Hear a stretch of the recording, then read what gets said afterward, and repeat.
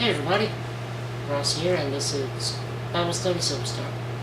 If this is your first time on this channel, click here to go back to the intro, or if you'd like to see just what's been happening recently, click here to go back to Genesis 13.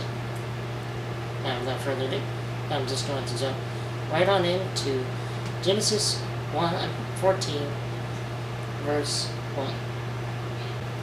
And it came to pass in the days of Amraphel, king of Shinar, Arioch, king of Elasar,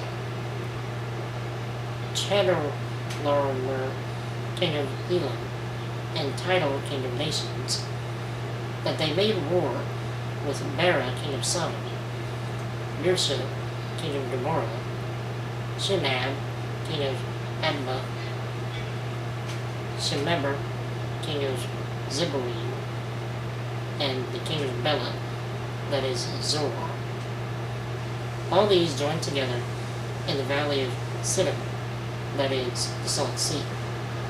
12 years they served Chedorlaomer, and in the 13th year they rebelled.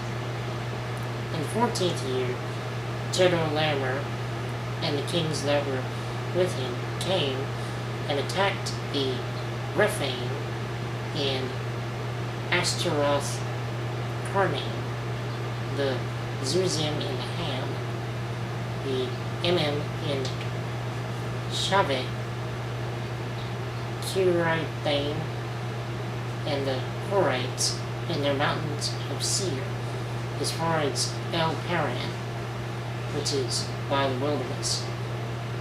Then they turned back and came to En Mishpat, that is Kadesh, and attacked all the country of the Amalekites, and also the Amorites who dwelt in Hazazon Tamar.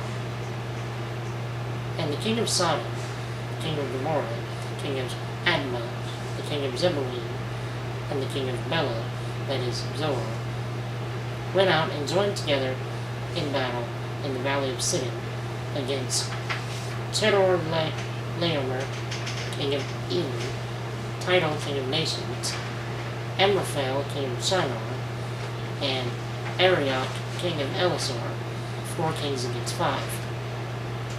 Now the valley of Siddim was full of asphalt pits, and the kings of Sodom and Gomorrah fled. Some fell there, and the remainder fled to the mountains. Then they took all the goods of Sodom and Gomorrah, and all their provisions, and went their way.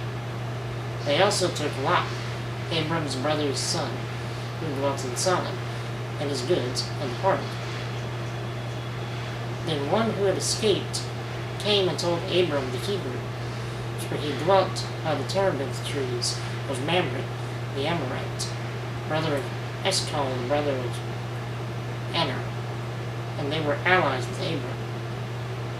Now when Abram heard that his brother was taken captives, he armed his 318 trained servants, who were born in his own house, and went in pursuit as far as Dan. He divided his forces against them by night, and he and his servants attacked them and pursued them as far as Hobah, which is north of Damascus. So he brought back all the goods, and also brought back his brother Lot and his goods, as well as all the women and the people. And the king of Sodom went out to meet him at the valley of Shaveh, that is, the king's valley, after his return from the defeat of Chedorlaomer and the kings who were with him. Then Melchizedek, king of Salem, brought out bread and wine. He was the priest of God Most High, and blessed him and said, Blessed be Abraham of God Most High, possessor of heaven and earth, and blessed be God Most High, who has delivered your enemies into your hand. And he gave him a tithe of all. Now the king of Sodom said to Abram, Give me the persons, and take the goods for yourself. But Abram said, to the king of Sodom, I have raised my hand to the Lord, God Most High, the possessor of heaven and earth, that I will take nothing from a thread to a sandal strap, and that I will not take anything that is yours, lest you should say, I have made Abram rich, except only what the young men have eaten, and the portion of the men who went with me, Aner, Eshcol, and Mamre. Let them take their portion. Alright, that was quite a bit of interesting names and pronunciations, if I do say so myself.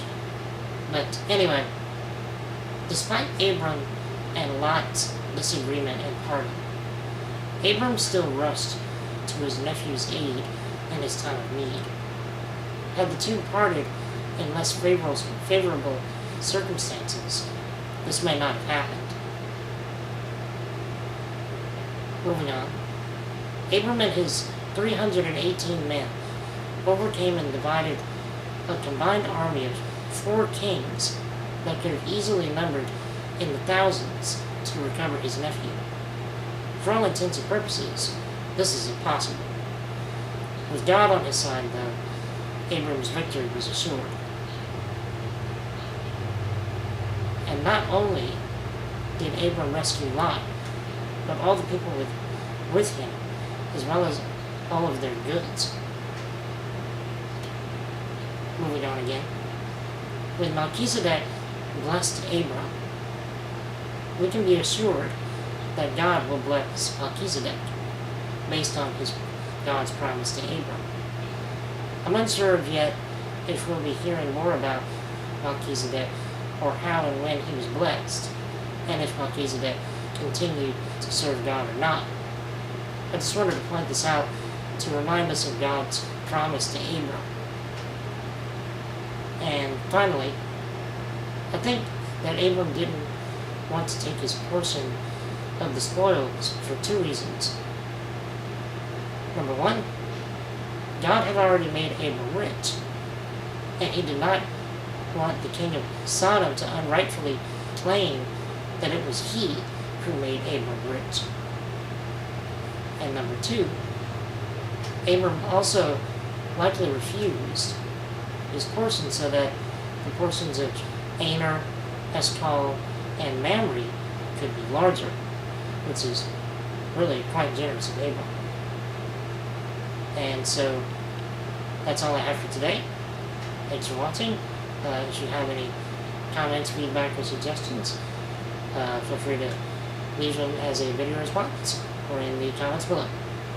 Thanks for watching, and I will see you all soon in Genesis 15.